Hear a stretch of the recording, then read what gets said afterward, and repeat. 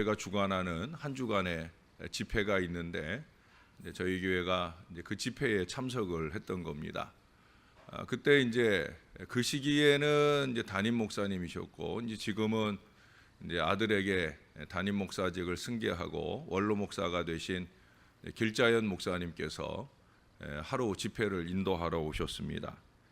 그때 길자연 목사님께서 제가 기억에 남는 자랑을 하나 하셨어요.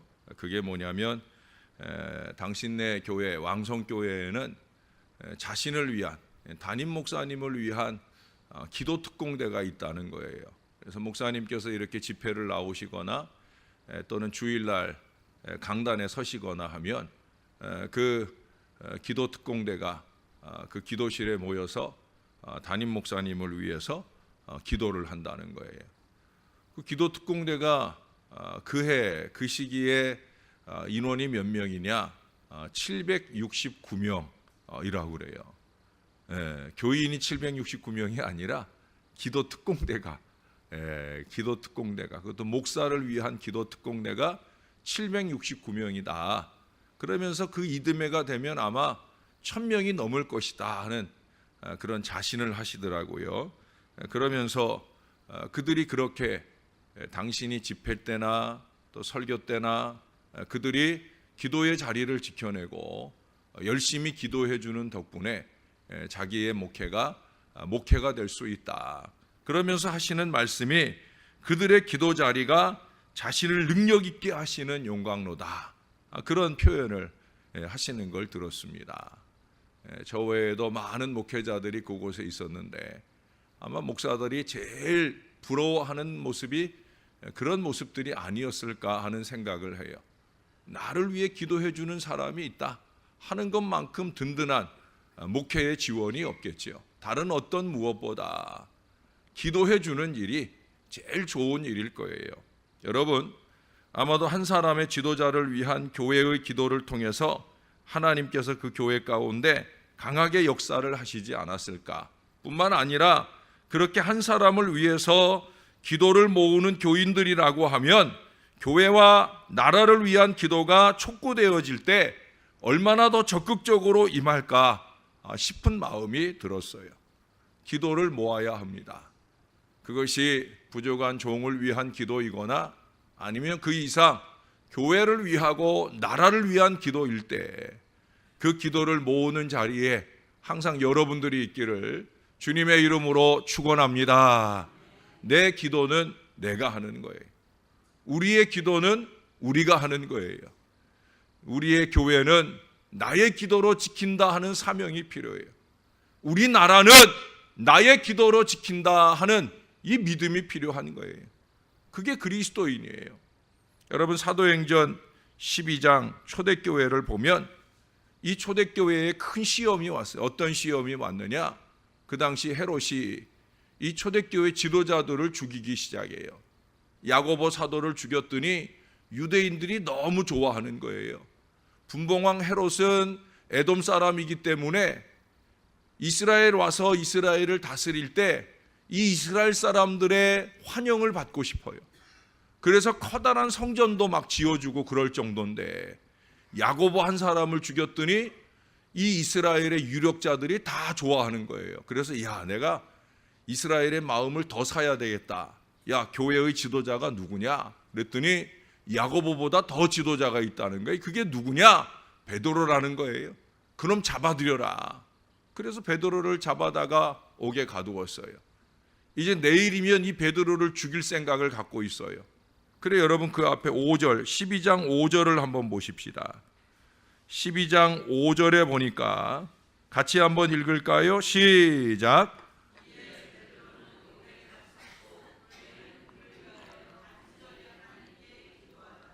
할렐루야.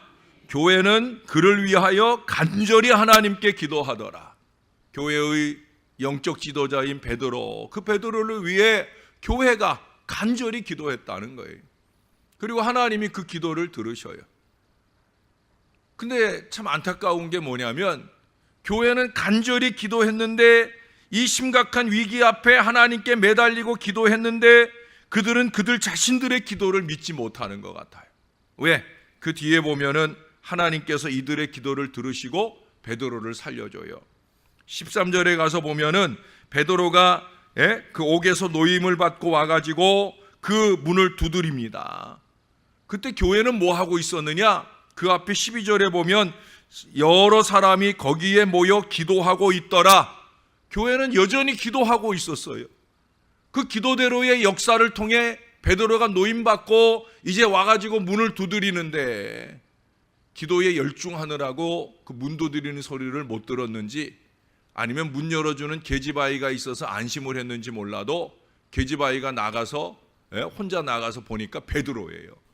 깜짝 놀래가지고 문 열어줄 생각도 못하고 들어가서 기도하는 교회에 말합니다. 베드로예요, 베드로. 베드로가 옥에서 나왔어요. 그랬더니 교회가 하는 말이 뭐냐? 너 미쳤냐? 너 미쳤냐? 자기들의 기도대로 하나님의 역사가 나타났는데 자기들의 기도를 믿지 못해요. 아니에요, 베드로 맞아요. 그러니까 그럼 천사인가 보지 라고 얘기를 해요. 베드로가 다시 힘차게 문을 두드릴 때 그들이 정신이 번쩍 나고 나가서 문 열어보니 베드로라는 거예요. 할렐루야. 여러분, 예나 지금이나 기도라는 형식만 있을 뿐 믿음이 없는 많은 기도를 하는 사람들을 봅니다.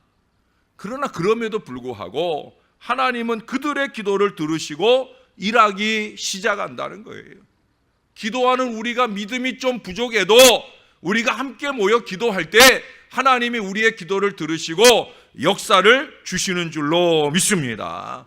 그만큼 하나님은 우리의 기도를, 그것도 교회의 합심 기도를 기뻐하신다는 거예요. 어제도 그제도 말씀드린 것처럼 마태복음 18장 20절 말씀대로 두세 사람이 교회가 순하고 함께 모여서 함께 마음을 모아 기도할 때 우리 하나님이 함께 하시고 역사하시는 줄로 믿습니다. 여러분이 함께 기도의 가장 중요한 원리는 뭐냐? 마음을 같이 해야 하는 거예요. 몸만 같이 모여서 기도한다고 그 기도가 교회의 기도가 되는 게 아니에요. 교회라는 게 뭐라고 그랬어요? 함께 모이는 신앙 공동체가 교회예요. 그러나 그것이 몸만 모여가지고 함께하는 공동체냐? 아니란 말이죠. 마음이 모여야 되지요. 사도행전 1장 14절에 보면 마음을 같이하여 전혀 오로지 기도에 힘썼다. 그게 교회여야 되는 거예요. 마음이 뿔뿔이 나누어진 채로 우리가 기도에 모임에 와가지고 앉아 있어 봐야 아무 소용이 없는 거예요. 마음을 같이하여 우리가 한 마음으로 믿음의 기도를 드릴 때 우리 하나님이 우리를 위해 역사하는 줄로 믿습니다. 오늘 본문을 보세요. 안디옥 교회는 그렇게 마음을 함께하여 기도하는 모습을 보여줍니다. 지도자들을 중심으로 온 교회가 모여서 2절에 보니까 주를 섬겨 금식할 때 기도했다는 거예요. 그러니 그 교회가 성령의 지도하심을 따르게 되잖아요. 여러분, 어떻게 성령의 음성을 교회가 듣겠어요? 마음을 같이하여 기도하니까. 저는 늘 안타까운 것 가운데 하나가 그거예요. 성령도 하나이요 주도 하나이요. 우리 지난 주일에 교동문을 읽은 것처럼 에베소서 4장에 보면 하나예요, 하나. 그 하나 된 성령이 말씀하시면 교회가 한 가지로 들어야 되는데 왜 교회가 10가지, 100가지로 듣습니까? 마음이 같이 하질 않으니까. 이 신령한 영적 기도에 마음을 모으지 못하니까. 오늘 안디옥 교회는 마음을 같이 하여 함께 금식하며 기도했어요. 그럴 때 성령이 임하고 말씀하시는데 성령의 말씀을 똑같이 들었다는 거예요. 어떤 말씀을 들었어요? 내가 불러 시키는 일을 위하여 바나바와 사울을 따로 세우라. 그 명령에 따라갑니다. 아이고, 안 돼요. 바나바와 사울은 우리 교회의 가장 중요한 지도자들인데 그들 가면 우리는 어떡하라고요? 이런 말 하지 않았어요. 성령이 지도하시는 대로 그 비전의 미래를 열어가고자 하는 그 명령을 따라 온 교회가 한 마음으로, 그 다음 뭐라 그래요? 금식하며 기도하고 이 두 사람에게 안수하여 보내니라. 할렐루야. 위대한 바울의 선교 역사는 이 안디옥 교회 기도를 통해 시작되고 진행되고 결실되었다는 거예요. 이것이 기도의 힘이에요. 그것도 합심 기도의 위력입니다. 안디옥 교회는 역사가 짧은 교회잖아요. 44년? 택도 없는 얘기예요. 안디옥 교회는 4년도 안 됐어요. 예? 4년도 안 된 교회란 말이죠. 선교를 하기보다는 선교를 받아야 되는 교회예요. 어제 본 대로 바울과 바나바가 그렇게 안디옥 교회 선교사로 파송되어서 여기 온 거잖아요. 선교사가 필요한 교회지 선교사를 보낼 만한 여력의 교회가 아니다라고 하는 거예요. 그런데 어떻게 선교사를 보내요? 신령하니까 보내는 거예요. 신령이에요. 영적 공동체성이 분명하단 말이죠. 영성의 깊이를 더하고자 기도에 힘쓰는 모습을 오늘 1절에 우리에게 보여주죠. 그 깊은 기도 속에서 넓은 선교의 문이 열리고 있다라고 하는 거예요. 깊은 기도가 풍성한 축복의 문을 열어가는 비결인 것을 우리에게 보여줍니다. 그 이상 사명의 문도 활짝 열리게 되어지는 거예요. 그래서 교회는 함께 기도하는 것입니다. 그것도 깊은 영성의 기도를 해야 되는 거예요. 형식으로 모여서 입만 달싹거리는 기도가 아니라 하나님 내 눈을 좀 열어주시고 우리의 길을 좀 열어주시고 우리의 마음을 좀 열어주셔서 그래서 우리가 영성의 깊이를 더하는 강력한 기도를 할 수 있어야 되는 거예요. 그래 좀 더 교회가 신령해져야 성령의 뜻도 보고 그 뜻과 그 비전의 미래를 위해 또 기도하고 그 기도로 통해서 역사를 열어가는 교회가 되어야 된다는 거예요. 그게 하나님의 교회예요. 역사가 오래되느냐 짧으냐 하는 건 중요하지 않아요. 예? 우리 교회가 선교 헌금을 시작한 게 언제예요? 작년이에요.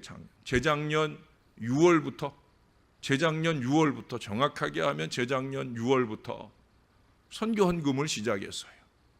44년 역사 중에 42년 동안 우린 선교 헌금 없이 지내왔단 말이에요. 물론 선교적인 지원은 계속 해왔죠.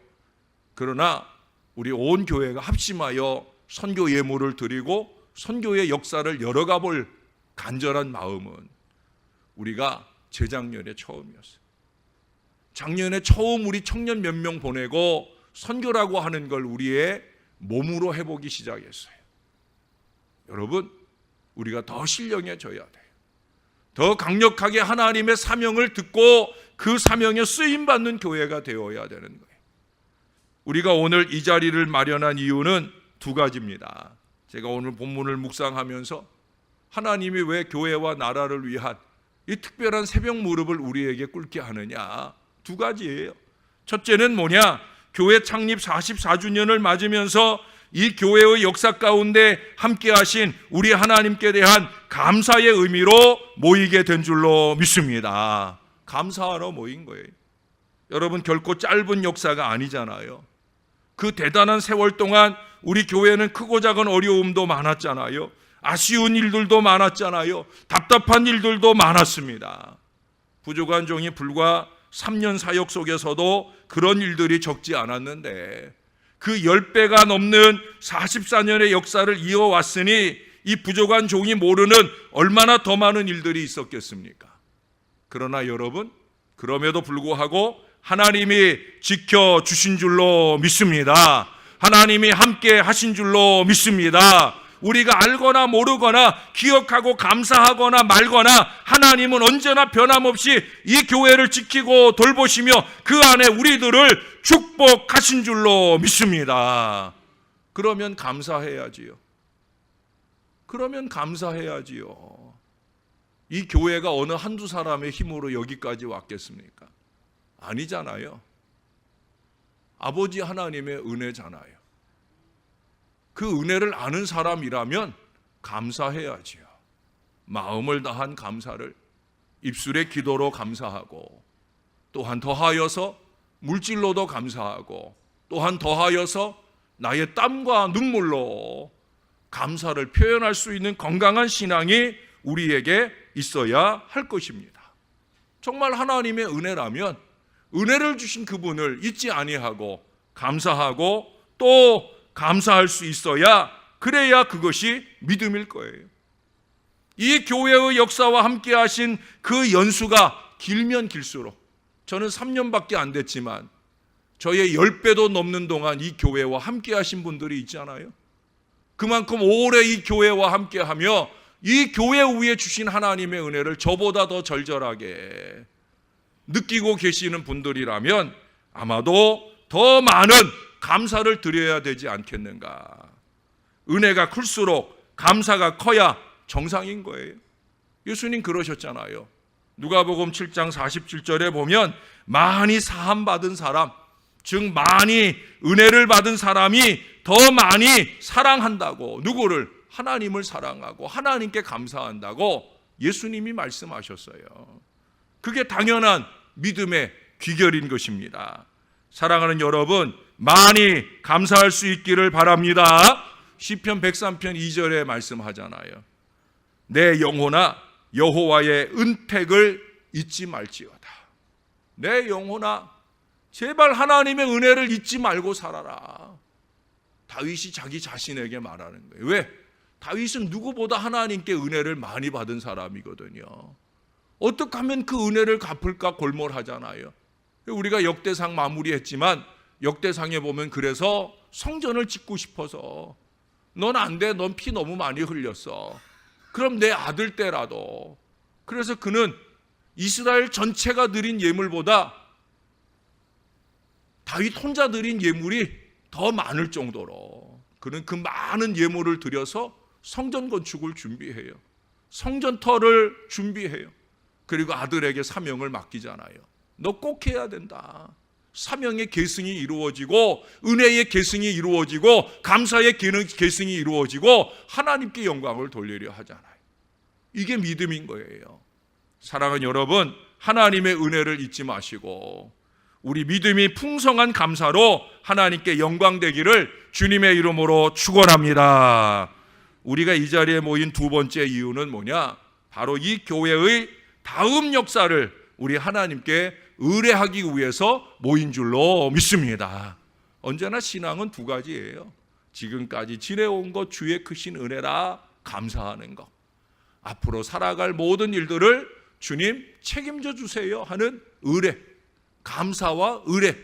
우리가 월삭새총 무릎을 하는 게 왜 그래요? 지난 달을 감사하고 새로운 달을 의뢰하는, 감사와 의뢰가 필요하다는 거예요. 초대교회가 베드로를 위해 기도하듯 교회가 목회자를 위해 기도하는 것도 중요하겠지만 교회는 무엇보다 교회를 위해 기도하고 이 교회가 펼쳐나가야 할 선교적 미래를 위해 기도해야 되는 거예요. 오늘 안디옥 교회의 합심 금식 기도는 두 가지입니다. 첫째 뭐예요? 교회가 더 신령한 은혜로 충만한 재단이 되기를 위해서 기도하는 거예요. 여기 2절에 주를 섬겨 금식했다 하는 이 표현이 뭐예요? 더 신령해지기를 원하는 거죠. 더 주님과 가까워지기를 원하는 거예요. 금식까지 해가면서 간절하게 교회의 가장 교회다움, 은혜가 충만한 교회가 되기를 위하여 기도했다라고 하는 거예요. 전 우리 교회도 좀 그랬으면 좋겠어요. 성령이 충만하게 임하시고 그 성령이 말씀하시는 사명의 미래를 은혜 가운데 열어갈 수 있도록 온 교회가 기도할 수 있게 되기를 주님의 이름으로 축원합니다. 발등에 불 떨어진 다음에야 삶의 문제만 놓고 기도하느라고 절절거리는 것이 아니라 좀 더 풍성한 은혜 생활을 위해 교회 전체가 은혜로 풍성하기를 위해 기도해야 되는 거예요. 제가 한가족 수련회를 좀 갔으면 하는 것도 좀 그렇게 한 자리에 모여서 우리가 땀과 눈물로 함께하며 기도하기를 원하는 것이고, 그걸 못하게 될 때라도 한 달 동안 특별한 은혜 집회를 주일 오후에 마련하여 우리가 함께 모여서 말씀 받고 기도에 진력하기를 위하여 그런 자리를 마련하는 거예요. 사랑하는 여러분, 좀 더 깊은 은혜 속에 들어가시기를 주님의 이름으로 축원합니다. 안디옥 교회는 무엇을 위해 또 기도했어요? 새로운 선교적 사명을 위해, 사명을 잘 감당하기 위해서 금식하며 기도했어요. 하나님의 이런 기도 가운데 해야 되는 줄로 믿습니다. 기도 없는 일에는 사단이 역사를 해요. 선교 얼마나 좋은 일이에요. 그러나 기도 없이 그 일을 진행하는 인생들은 선교를 통해 하나님의 영광을 나타내는 것이 아니라 시험의 일들을 만들게 되는 거예요. 선교는 중요하지만 선교만 아니라 저와 여러분이 이 교회의 크고 작은 일들을 해나갈 때 기도 없이 하는 그 사람들을 통해 교회는 오히려 시험을 만나게 되는 거예요. 하나님의 일을 하는데 선교라고 하는 좋은 일을 하는데 왜 그 일을 통해 시험을 만나야 됩니까? 다른 이유 없어요. 기도 없이 하면 그런 거예요. 교회의 모든 일은 기도 가운데 해야 되는 거예요. 하나님께 영광 돌리는 믿음의 순수를 놓치지 않기 위하여 기도하는 마음으로 감당해야 되는 거예요. 하나님의 일을 하면서 자기 영광을 꿀꺽하려고 하는 어리석은 마음이 왜 틈타느냐? 기도 없이 하니까 그냥 일을 하는 거예요. 일을. 어떻게 하면 이 일을 통해 나의 자랑을 삼을까 하는 어리석음이 품어지는 거예요. 왜? 기도 없이 하니까. 기도하며 해야 겸손한 가운데 하나님께 영광 돌릴 순전한 마음이 생겨지는 거예요. 그보다 더 중요한 건 뭐예요? 기도하면서 하니까 하나님께서 주시는 더 풍성한 역사를 거둘 수 있게 되는 줄로 믿습니다. 기도 없이 하는 일은 내 힘으로 하는 거죠. 기도 없이 하는 일은 그저 우리 능력으로만 하는 거예요. 그러니 얼마나 작은 일밖에 못하겠어요. 그러나 기도하며 하면 하나님의 은혜로 하는 것이고 하나님의 능력으로 하는 일이기에 그 일을 통한 위대한 역사가 더 많이 일어나게 되어질 줄로 믿습니다. 우리 교회도 여기 이 자리에 있으면 안 되잖아요. 우리도 더 큰 자리로 나아가야 되잖아요. 하나님이 우리를 부흥하게 하시고 그 부흥의 역사만큼 감사한 마음으로 이루어야 할 더 많은 선교와 나눔의 일들을 해야 되잖아요. 그 모든 일들을 어찌 하겠습니까? 부족한 종이 그 모든 일들을 어찌 감당하겠습니까? 우리가 어찌 그 일을 다 감당해낼 수 있겠습니까? 다른 거 없어요. 기도해야 되는 거예요. 안디옥 교회는 자기들이 작은 교회라는 걸 알았어요. 우리 교회 작은 교회인데 우리 교회 보고 어떻게 선교하라고 그것을 불평의 이유로 삼은 게 아니에요. 그래 한번 해보자. 하나님이 하라 하셨으니까 하나님께 매달리고 기도하면 하나님이 역사를 주시지 않겠느냐. 그 믿음을 가지고 그들은 기도하면서 이 역사를 만들어 가잖아요. 1차 선교 여행을 다녀오고 2차 선교 여행을 또 보내고 3차 선교 여행을 또 보내며 바울의 위대한 선교 역사가 사도행전이 쓰여질 수 있는 밑거름을 안디옥 교회가, 예루살렘 교회 아니에요. 안디옥 교회가 만들어 가잖아요. 사랑하는 여러분, 우리도 할 수 있는 줄로 믿습니다. 어떻게 할 수 있겠어요?